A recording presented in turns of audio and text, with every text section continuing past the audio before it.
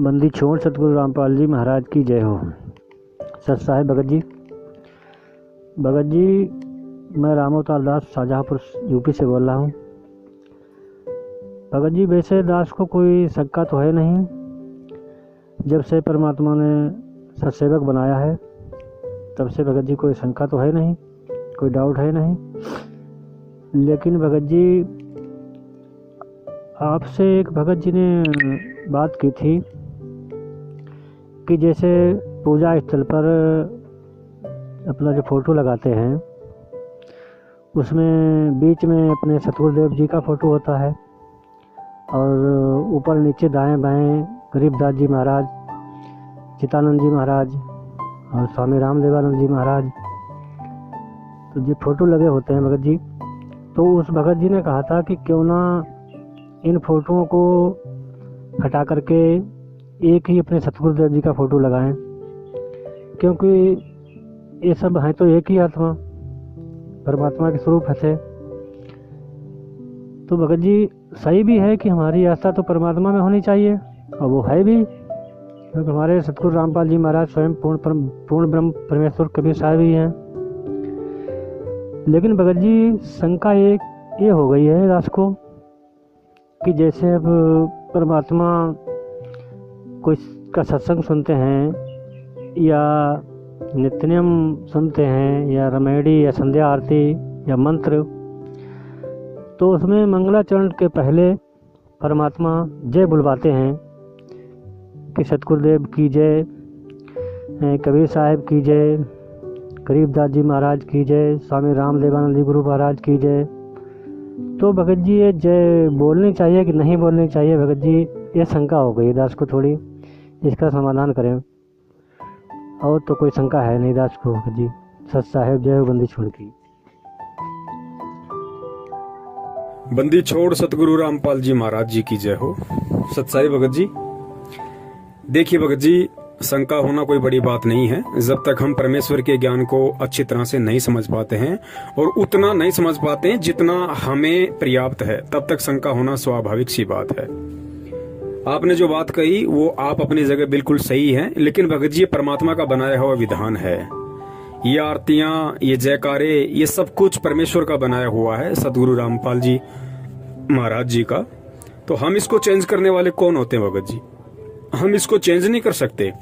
लेकिन जो भगत उस अवस्था को, जो भक्ति की अवस्था है, जो उस अवस्था को पार कर जाएगा, फिर उसके लिए वो चीजें बाध्य नहीं होती है, क्योंकि उसको पता चल जाता है कि वास्तव में सच्चाई क्या है, हकीकत क्या है। लेकिन संविधान आने वाली आत्माओं के लिए, जो इस भक्ति मार्ग से जुड़ती रहेंगी, उनके लिए वो संविधान लागू रहना जरूरी है। तो ये जयकारे ऐसे ही लगेंगे इस भक्ति मार्ग में एंड तक। लेकिन जब जीव समझ जाएगा कि गरीबदास जी महाराज जी का जयकारा है या कबीर जी का जयकारा है, वो कौन थे, तो फिर उस आत्मा के लिए बाध्य नहीं होता है वो जयकारा लगाए या ना लगाए। जिस प्रकार पहली कक्षा में बच्चा जाता है और बच्चे को स्कूल में 12वीं तक पढ़नी पड़ती है, तो पहली कक्षा में बच्चे को पढ़ाया जाता है A for Apple, A for Apple, APPLE, Apple मानी सेव। उसको गा गा के भी पढ़ाया जाता है, फिर बच्चों से आपस में भी गवाया जाता है, एक दूसरे को खड़ा कर करके, ताकि बच्चे को समझ में आ जाए कि ए फॉर एप्पल। लेकिन जब वो बच्चा दूसरी, तीसरी या चौथी क्लास में चला जाता है और जब कहीं पे पूरा सेंटेंस लिखा आता है कि Apple is a sweet fruit, तो उस बच्चे को समझाने के लिए उस टीचर को ये बताने की जरूरत नहीं पड़ेगी, और ना ही उस बच्चे को समझने के लिए ये दोबारा से गाने की जरूरत पड़ेगी कि A for Apple, A for एक, स्वीट मानी मीठा, फ्रूट मानी फल। उसको ये गा गा के ना तो टीचर ने बोलने की आवश्यकता है और ना ही उस बच्चे को आवश्यकता पड़ेगी, क्योंकि बच्चा उस अवस्था को पार कर चुका है। लेकिन वो ए फॉर एप्पल गाने वाली जो विधि है वो ज्यों की त्यों रहेगी, क्योंकि नए बच्चे भी तो स्कूल में एडमिशन लेंगे जिनको अभी तक पता ही नहीं कि एप्पल होता क्या है। तो उनको समझाने के लिए तो ए फॉर एप्पल उस कक्षा के टीचर को गाना ही पड़ेगा। लेकिन जो बच्चे उस क्लास को पार कर गए, जो उस अवस्था को पार कर गए और समझ गए कि एप्पल का मतलब क्या है, फिर उनके लिए गाना जरूरी नहीं होता है। तो भगत जी, ये परमात्मा का बनाया हुआ विधान है। आरती वगैरह जो भी है, हमने इसमें चेंजमेंट नहीं करना। ये एज इट इज रहेंगी भगत जी, ये लिखित संविधान है परमात्मा का। लेकिन जो भगत इनसे ऊपर उठ जाएगा, जो इनको समझ जाएगा, फिर उसके लिए बाध्य नहीं है कि वो गरीबदास जी महाराज जी की जय बोले या ना बोले, वो गरीबदास जी महाराज जी का बौद्ध दिवस मनाए या ना मनाए, वो कबीर जी का प्रगट दिवस मनाए या ना मनाए, उसके लिए कोई बाध्यता नहीं है। जब उसको पता चल जाएगा कि इन सारे रूपों में जो परमात्मा देश काल परिस्थिति के अनुसार आए थे वो स्वयं सतगुरु रामपाल जी महाराज जी थे, अर्थात वो कबीर परमेश्वर है। तो जब एक साधे सब सदे और सब साधे सब जाए, माली सिंचे मूल कू फले फूले अघाए, तो हमने तो एक मूल की पूजा करनी है ना भगत जी। अब टहनियों की जय जयकारा लगाने से क्या मतलब है?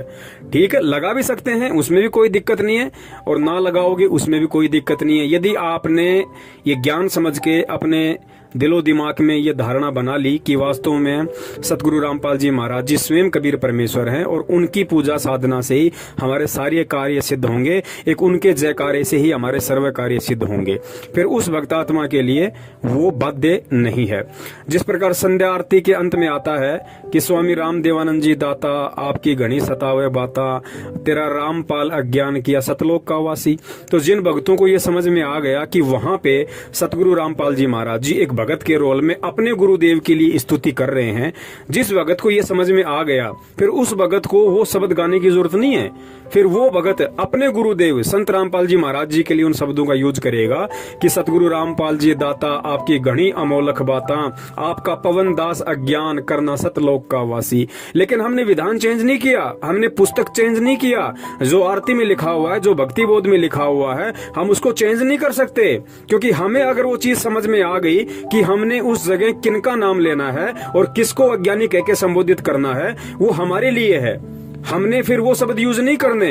लेकिन आने वाली जो आत्माएं हैं इस भक्ति मार्ग में जो एडमिशन लेंगी, उनको तो भगत जी वो स्वामी राम देवानंद जी दाता आपकी घनी सतावे बाता, तेरा रामपाल अज्ञान, हो सकता है साल भर तक वो आत्मा उस शब्द को बोलेंगी, 2 साल तक भी बोले, जब तक उसको कंप्लीटली इस बात का पता ना चल जाए कि वास्तव में ये शब्द यहाँ पे सतगुरु रामपाल जी महाराज जी ने किस मकसद से बोले हैं और किसके लिए बोले हैं, और हमने इन शब्दों का यूज अब यहाँ पे किसके लिए करना है और किस मकसद से करना है। तो वर्तमान में थोड़ी देरी लग रही है भक्तों को समझने में, लेकिन आज वर्तमान में जो भगत भाई बहन केवल अपने गुरुदेव का वहां पे शब्द यूज ना करके अपना शब्द यूज कर रहे हैं कि आपका पवन दास अज्ञान करना सतलोक का वासी, तो आने वाले समय में जब ये वीडियो समाज में जाएंगे, प्रसारित होंगे, तो भगत जी शुरू से ही आत्मा उन आरतियों में केवल अपने ही गुरुदेव का शब्द यूज करेंगी कि सतगुरु रामपाल जी दाता आपकी घनी अमोलक बाता, आपका पवन दास अज्ञान करना सतलोक का वासी। जैसे दास बोलेगा तो अपना पवन दास का नाम लेगा, और आप बोलोगे तो आप बोलोगे कि आपका राम अवतार अज्ञान करना सतलोक का वासी।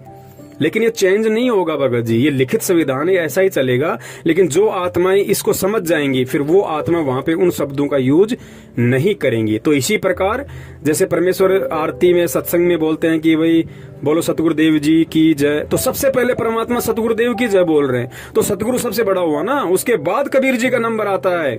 आप सुबह का नित्य नियम देखोगे तो उसमें क्या है, सतगुरुदेव की जय, बंदी छोड़ कबीर साहिब की जय, बंदी छोड़ गरीबदास जी महाराज की जय, स्वामी राम देवानंद जी महाराज की जय, बंदी छोड़ सतगुरु रामपाल जी महाराज की जय। तो गुरु जी का नाम तो हम तीसरे नंबर पे लेते हैं आज। क्यों? क्योंकि हमें पता नहीं कि गुरु जी हैं कौन, और जब पता चल जाएगा कि गुरु बड़े हैं गोविंद से, यानी कबीर से बड़ा है गुरु, और मन में देख विचार हरि सुमरे सो रह गए, गुरु बजे होए पार, तो भगत जी फिर हम सबसे पहले किसका नाम लेंगे? बोलो सतगुरुदेव की जय, बंदी छोड़ सतगुरु रामपाल जी महाराज की जय। उसके बाद यदि आप कबीर जी जो परमात्मा का एक भिन्न स्वरूप था, गरीबदास जी महाराज जी जो उनका एक भिन्न स्वरूप था, आप चाहें तो उसका भी नाम ले सकते हैं, ना चाहें तो कोई बड़ी बात नहीं, इसमें आपको कोई हानि कोई नुकसान नहीं है। तो ये अपने अपने भगत जी विवेक की बात है, सोच समझ की बात है ये, क्योंकि अब हमने उस वाणी पे चलना पड़ेगा कि एक के साधे सब सदे, सब साधे सब जाए, माली सींचे मूलकू फले फूले अघाए। तो हमने केवल अब एक पूर्ण परमेश्वर सतगुरु रामपाल जी महाराज जी पे ही आश्रित रहना है, हमने केवल उनका ही जयकारा बोलना है, हमने केवल उनकी ही फोटो को अपने मन मंदिर में, घर के आश्रम में, दिलो दिमाग में बैठा के रखना है। इसके अलावा हमारा सृष्टि में और कोई नहीं है, इष्ट रूप में, पूज्य रूप में, परमेश्वर रूप में। सत साहिब जय हो बंदी छोड़ की।